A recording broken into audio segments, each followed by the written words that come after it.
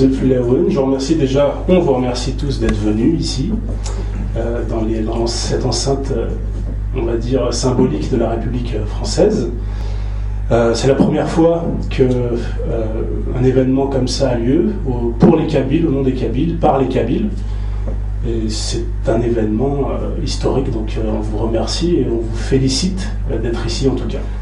Et je vais commencer par donner la parole à M. Farhat Meheni, président du gouvernement provisoire kabyle. Merci.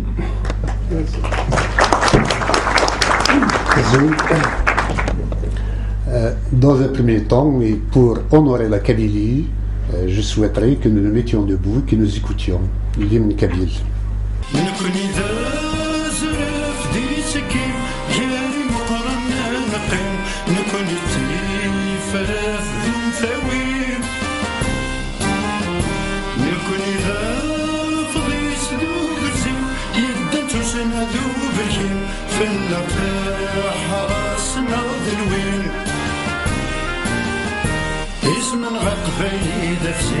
فني ذا مزير درقم فلس الحيفة زوين كرتك وغيت ولي ذنوبا غاد الزين السقيمة تدناوين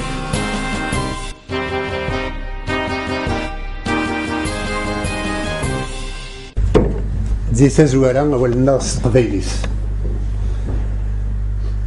تقبيليس توركض دي ثمورتيس نكوني ذراويس نكريدي وكنا سني أزال وازدنار القمة يكسن يعدون النار ويدي كرهن تقليليس يوكن ذا تبدد تنميرتي ويداك يقدشن غاف فاسا وكنا ديضرو ذوك مزروي ذا سريت وارون ودوين راه قيمن الجيو اللي ديثدون أظهرن نسيد منكا. Je vous remercie tous d'être présents à cette rencontre qui est historique. La Kabylie accède petit à petit, grâce à vous tous, grâce au peuple kabyle et grâce au gouvernement provisoire kabyle et au mouvement pour l'autonomie de la Kabylie, à la notoriété et à la reconnaissance internationale, chaque jour un peu plus. Aujourd'hui, c'est le jour de l'an. À Mazir, les Kabyles, ils font partie des Imazirans et c'est à ce titre qu'ils célèbrent avec tous les Imazirans la journée Irfousouas, le jour de l'an, à Mazir. Et pour le fêter dignement, une marche a été organisée aujourd'hui à Tizi Ouzou. Elle a été réprimée. Nous voyons un dispositif répressif très impressionnant et cela dénote un changement d'attitude du pouvoir algérien vis-à-vis de la question kabyle et probablement que des jours difficiles nous attendent. Pour autant, notre détermination ne sera que renforcée par des attitudes négatives de la part du pouvoir algérien. Chers amis Azzoul, le moment est historique, le fait inédit. La Kabylie est admise dans l'enceinte de l'Assemblée nationale française. La symbolique est si forte que l'histoire s'en trouve forcément convoquée. De la bataille d'Ishariden le 24 juin 1857 à l'insurrection de 1871, de la création du mouvement national en 1926 à la guerre d'Algérie, le 1er novembre 1954, de l'immigration kabyle en France tout le long du XXe siècle, dont notamment les douloureux événements à Paris du 17 octobre 1961, au flux massif des sans-papiers kabyles issus de la révolte populaire du printemps noir en 2001, les relations entre la France et la Kabylie ont été marquées par un malentendu qu'il est enfin temps de dépasser. Cet instant que nous sommes en train de vivre et qui met la Kabylie à l'honneur en si prestigieux lieu est un premier pas dans la bonne direction. Nous en félicitons tous ceux qui ont œuvré à sa réalisation, au premier rang desquels, permettez-moi de citer, l'ancien ministre de la République française et actuel député-maire du Rincy, M. Éric Raoult, dont le représentant nous a accueillis ici, M. Kamel Hamza. Ce malentendu n'a jamais été traité pour des raisons géopolitiques. La Kabylie, n'ayant pas récupéré sa souveraineté à l'indépendance de l'Algérie en 1962, par formalisme bureaucratique et protocolaire, son dossier a été transféré à l'État algérien qui en use et abuse pour éviter de refermer les plaies du passé qui compromettent la construction d'un avenir de solidarité entre nos deux peuples. Il est temps que la Kabylie reprenne ses droits et ses attributs pour apporter à l'Afrique du Nord et au bassin méditerranéen sa contribution à la paix et à la prospérité économique régionale, même de manière tout à fait modeste. La Kabylie n'accepte plus que sa mémoire soit instrumentalisée par des tiers contre elle-même et contre des pays et des peuples amis. Son patrimoine mémoriel doit servir l'amitié et la fraternité entre les peuples et non la discorde, la haine et la guerre. Qu'on se le dise, la Kabylie n'a jamais combattu un peuple ou un pays. La Kabylie s'est toujours battue pour la liberté et la dignité humaine. Et c'est ce qui témoigne de son ancrage dans les valeurs universelles qui ont besoin d'un acteur supplémentaire comme elle pour les diffuser et les faire rayonner dans un environnement évoluant ces derniers temps de mal en pis.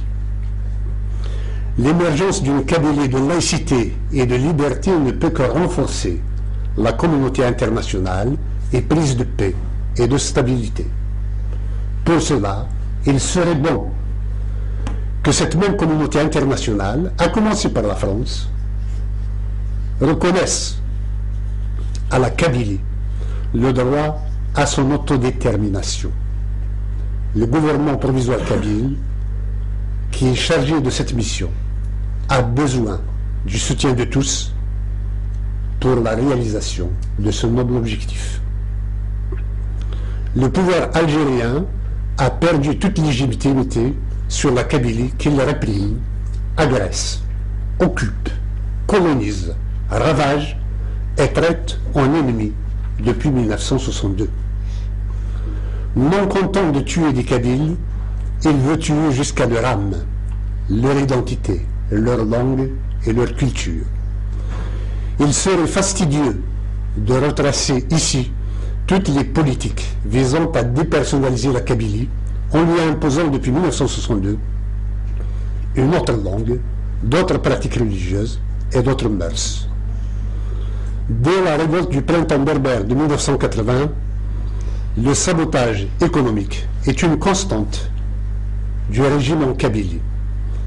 Des investissements, délocalisation, budget administratif au compte-gouttes, pression fiscale énorme pour écumer une plus-value d'un peuple travailleur. À partir de 1997, avec l'accord conclu entre les paramilitaires du Front islamique du salut et le gouvernement algérien, le terrorisme islamiste qui sévissait ailleurs, particulièrement contre les Kabyles d'ailleurs, est transféré massivement en Kabylie. Il a servi entre autres à lui faire endosser l'assassinat du chanteur populaire, le rebelle Matoub Younes. À l'arrivée au pouvoir de Bouteflika, cette poignée de terroristes sert de prétexte pour un déploiement militaire sans précédent en Kabylie.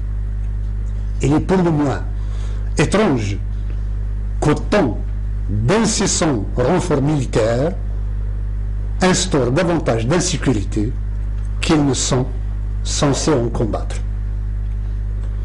L'insécurité n'est plus un phénomène conjoncturel.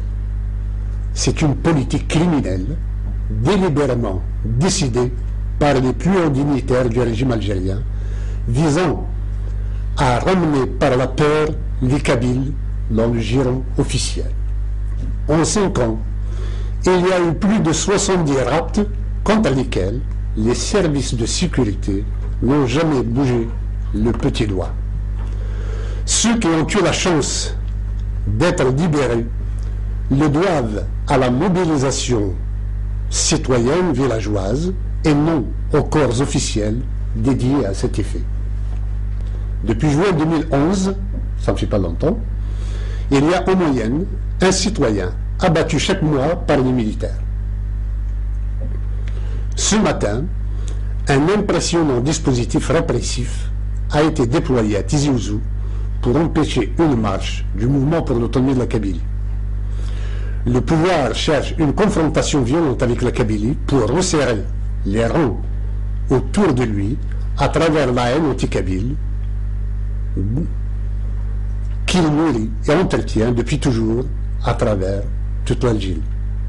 C'était déjà le cas en 1963 lors de l'insurrection de la Kabylie menée par Aït Ahmed, puis en avril 1980 au printemps berbère et enfin au printemps noir lorsqu'il a tiré sur nos manifestants en en tuant 150 d'entre eux.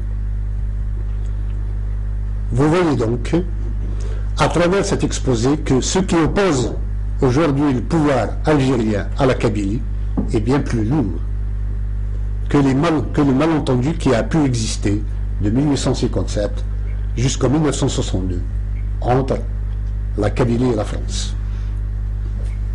Chers amis, en dépit de l'insupportable oppression dont est victime la Kabylie, permettez-moi, au nom du gouvernement provisoire kabyle et au nom personnel, de présenter à la Kabylie et à la nation kabyle mes vœux de liberté pour 2012. أغرف أقبيلهم أغلام أقبيلهم أسقوس نتللي يغرفان مزيغا أسقوس أنجاز ثمرتن